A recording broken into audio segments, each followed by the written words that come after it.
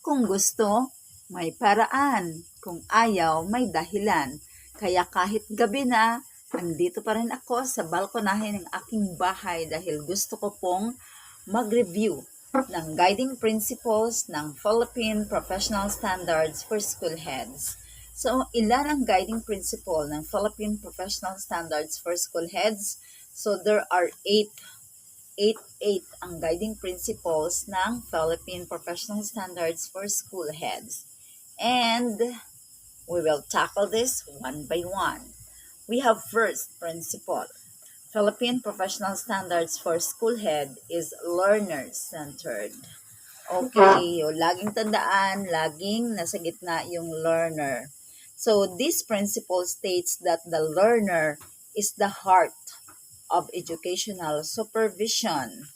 So, yung lahat na ating ginagawa sa school, yung teachers, yung school head, yung parents, yung other stakeholders, lahat yan, para yan sa mga learners.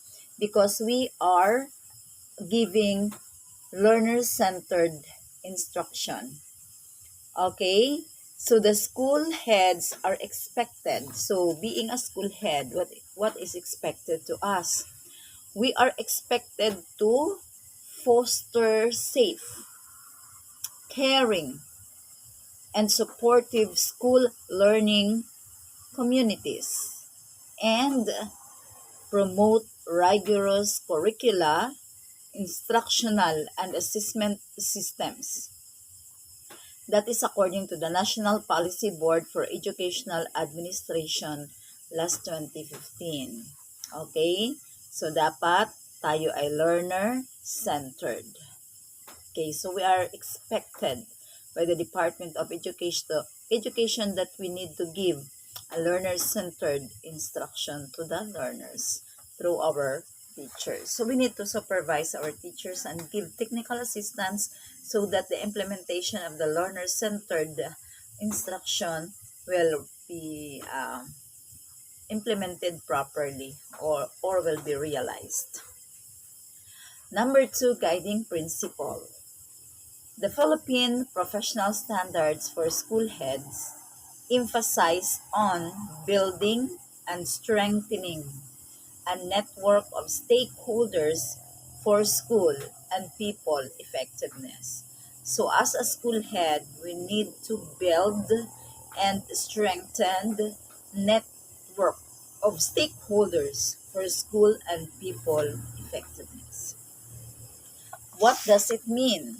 So the principle requires school heads to build and strengthen a network of organizational supports, the professional community, teachers and staff, the professional community in which they learn and work, family and community engagement, and effective, efficient management and operation of school. So as a school head, we need to build and strengthen our relationship or our network of our organizational support, the professional capacity of teachers and staff, the professional community in which they learn and work, family and community engagement, and effective, efficient management and operations of the school. So I believe that if there is cooperation with one another, there will be successful schools. So lahat may ibibigay natin ng totoo sa ating mga learners because we are doing our best to give what is quality education and quality services to our learners. And we cannot do it alone, but with the help of our internal and external stakeholders, parents, NGOs, mga partners in education, we can have that quality education and we can give what is quality to our learners. Okay, that's number 2, guiding principles. The third guiding principles is that the Philippine Professional Standards for School Heads reflect the understanding of problems and issues at the school and the need to address them. So being a school head, we are encountered every day of the problems, the challenges due to this COVID-19 pandemic. So we need to understand those problems and we need to give solution to that problems or issues that is that we are facing right now.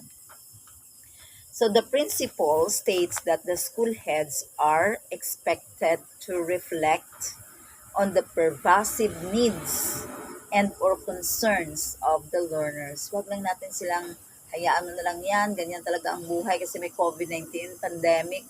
No. So we will reflect on the pervasive needs and concerns of learners, of teachers, parents, community, and other stakeholders in order to address them effectively. So wag nating pabayaang hindi natin maibigay ang tama sa ating mga learners. So we need to understand the problems and issues at the school and needs to address them. Okay? So that is the third guiding principles. The fourth guiding principles is the Philippine Professional Standards for School Heads focuses on developing high-quality instruction, developing a strong school culture, and ensuring job-embedded professional development for school personnel. Okay, so we need to focus on developing high-quality instruction. Remember, 70-30. We have 70% instructional leader or 70% for instructions, giving of technical assistance to teachers for instructions, and 30% for administrative concerns. So instructional supervision is 70% and 30% for administration or administrative supervision. So we are expected by our agency to develop high quality instruction. It's not better quality, it's not low quality, but high quality instruction. Developing a school strong culture. So we need to develop strong culture of the school and ensuring job embedded professional development for school personnel because that is very important. The training that is job embedded, like for example, our school learning action cell. So this principle revolves around the idea that school heads are responsible in developing people, such as teachers and the community, and in improving the school practices by addressing the professional and the personal needs of teachers and enhancing the school's learning environment. Okay. So that is for guiding principle number 4. Again, what is guiding principle number 4? It focuses on developing high quality instruction, developing a strong school culture, and ensuring job embedded professional development for school personnel. Let's now proceed to guiding principle number 5. So the Philippine Professional Standards for School Heads reflect values and concept important in promoting school success. So it reflects values and concept important in promoting school success. What does this mean? The principle highlights the importance of promoting the stated values and concept at the school level in order to foster a high level of commitment among stakeholders. Okay, so we need to act professionally in school. We need to give importance of promoting the stated values and concepts of the school level in order to foster a high level of commitment among stakeholders.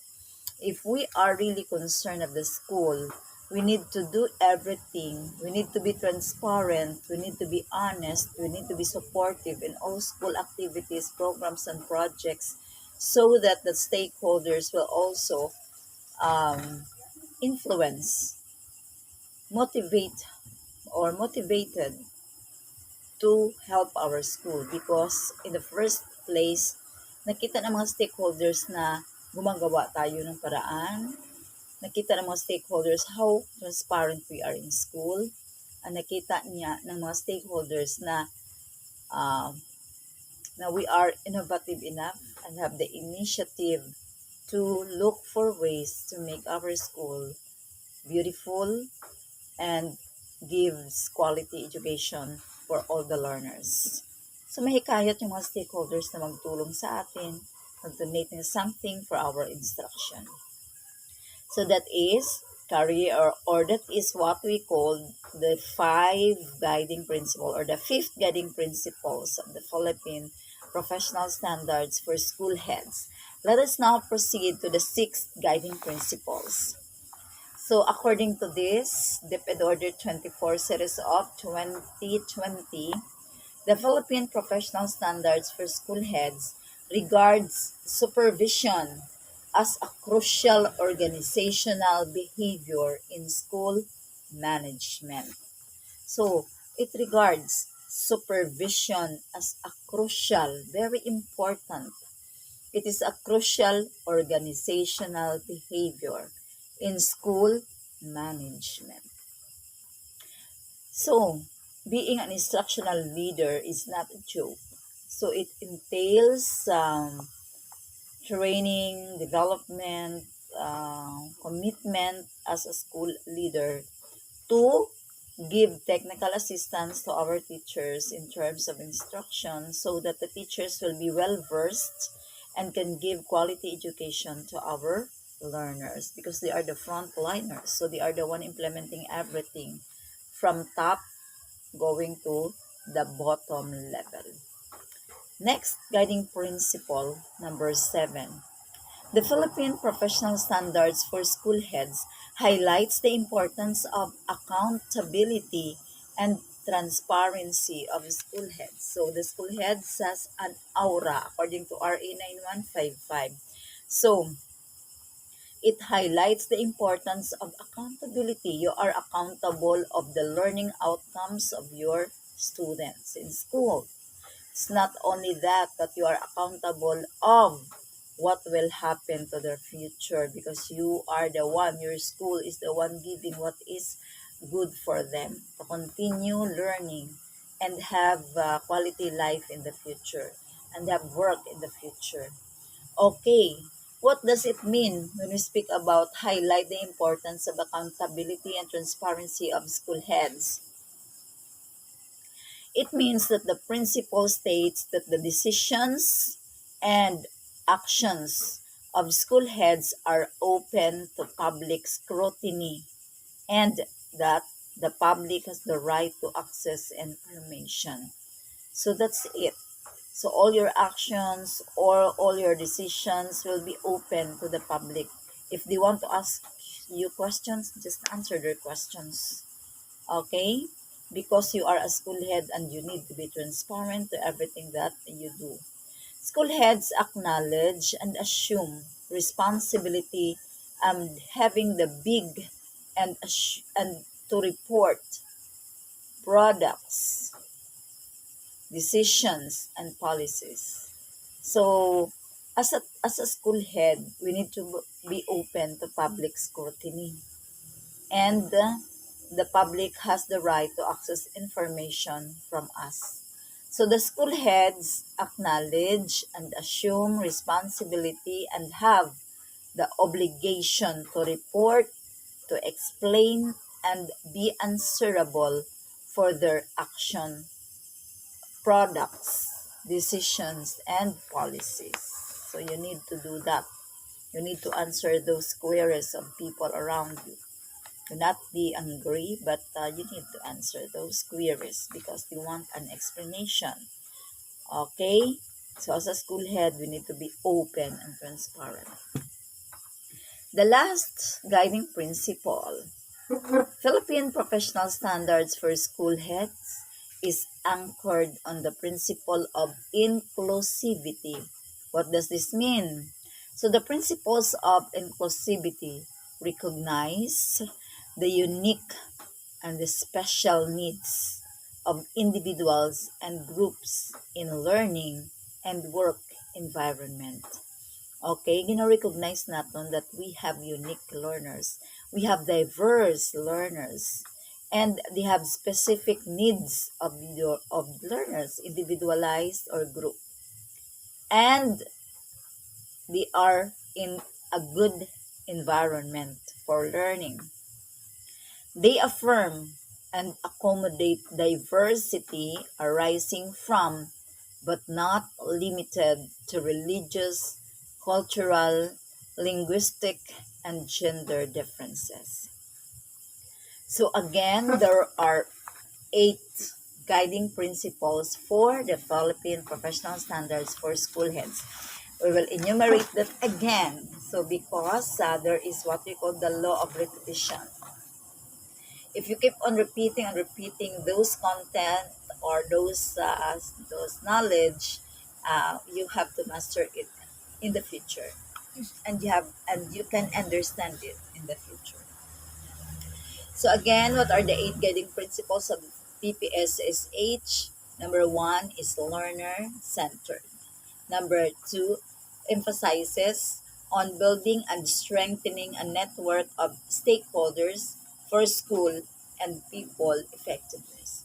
The third one is that there is an understanding of problems and issues at the school and need to address them. Number 4 focuses on developing high quality instruction, developing a strong school culture, and ensuring job embedded development for school personnel. Number 5, it reflects values and concepts important in promoting school success. Number 6, it regards supervision as a crucial organizational behavior in school management. Number 7, it highlights the importance of accountability and transparency of school heads. And the last one, number 8, it is anchored on the principle of inclusivity. That's all for now. We already discussed about the 8 principles or the guiding principles of the Philippine Professional Standards for School Heads. And I know you learned a lot from me tonight because it's already dark. It's nighttime here. But I still here for you to give the review, to have the review about the Philippine Professional Standards for School Heads guiding principles. So do not forget the 8 guiding principles. So the one there is learner-centered, and the last one is, it's all about inclusivity. So it is anchored on the principles of inclusivity. Walang maiiwan sa laylayan. Lahat nag-aaral dapat because we want inclusivity in education. Okay, so that's all for today.